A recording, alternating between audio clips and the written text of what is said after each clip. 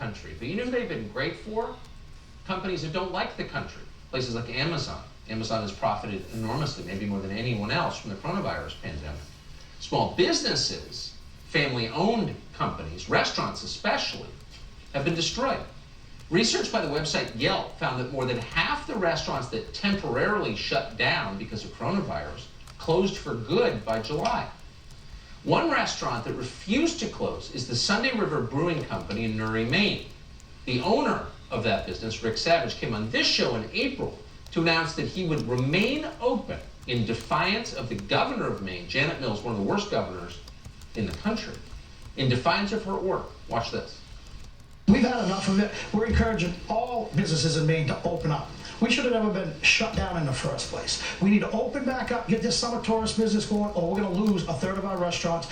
Who knows how many motels and other businesses. So we're advocating for everybody, not just for my restaurant. It's time to go back to work. So that was in April. Rick Savage openly defied the governor of Maine, who was both incompetent and vicious. And she set about, and this is not a governor's role, by the way, but it happened. She set out to destroy his life. Not an exaggeration. Finally, Janet Mills got that restaurant, his restaurant, shut down this week. Rick Savage joins us tonight with an update on what he's been through. Rick, thanks so much for coming on. So you knew you were taking a risk in speaking publicly against your governor. It shouldn't be the case in a free country, but you knew that it was. Tell us what's happened since. 100%. Tucker, since I come on your show, the next day we opened up, they brought in, she had the state troopers in her office at 9 o'clock in the morning trying to figure out how they could shut us down. She had department heads in her office trying to figure out how they could shut us down. We said that we were going to open up at 4 o'clock on Facebook. We actually opened up at 11. They shut up a little bit after 4. Two health inspectors one health inspector and 2 liquor inspectors. They came in, shook our hands. We walked them down to the office. We were in a small office, 6 of us. The office is like a 6 by 12.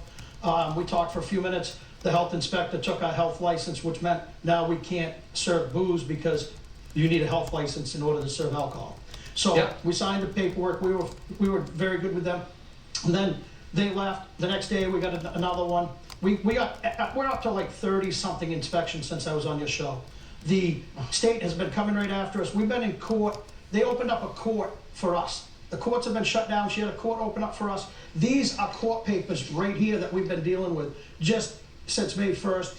We've been cleaned. We've been open. We've done about 80 to 85,000 people, no cases, same people in there every day, the same staff, same people sitting at the bar. We've got let me just interrupt you there and just get to the science really quick. Is there any evidence at all that your restaurant has been a source of coronavirus infection? Is there any reason to be doing this to you? Not at all. Personal pique? Okay, none. Not at all. No, they've been finding me $600 a day for months to stay open. The health inspector that were in my office, they didn't have masks on. They weren't doing social distancing. Then from the same health inspector, she writes a sworn affidavit for the court that she witnessed nobody with masks on and not social distancing, as they didn't have them on. They came in several times with no protection gear on themselves. I'm talking 3 or 4 times for inspection.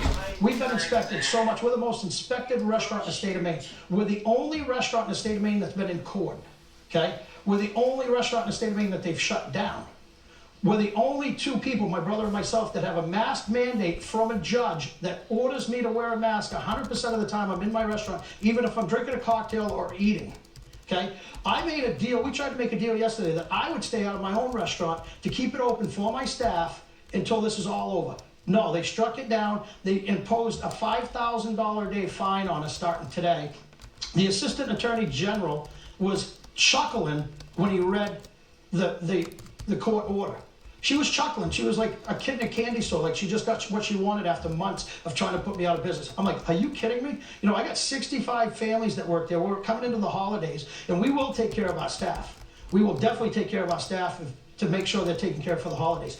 My brother and myself don't even work in that restaurant. We got 6 other companies. We work other places all the time. So they're singling me out because I called Janet Mills out, and we are so broken in the state right now, it's ridiculous. We had a commissioner of alcohol had a meeting 2 weeks ago, a Zoom meeting.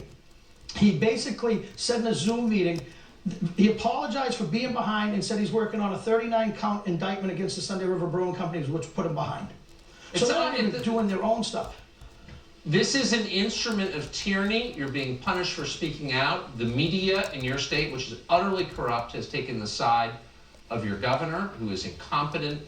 I've almost never seen anything like this before. You're a brave man, Rick Savage. I hope you'll come back and tell us how the story ends. I appreciate it, Tucker. We do have a GoFundMe. It's Maine Back to Work Fund. We raised $100,000. We gave a lot of that back to small businesses in the state of Maine. I wrote the checks out myself personally, and we used the rest for lawyers. But we need to raise some money for some high-class lawyers to help my lawyer and get through this. Because honestly, it's about the freedom of people in the state of Maine right now. We're in a really bad spot right now with the businesses in the state of Maine. It's not going to be good in another month or two. We're going to lose a lot more businesses. It's already a poor state. Rick Savage, thanks so much.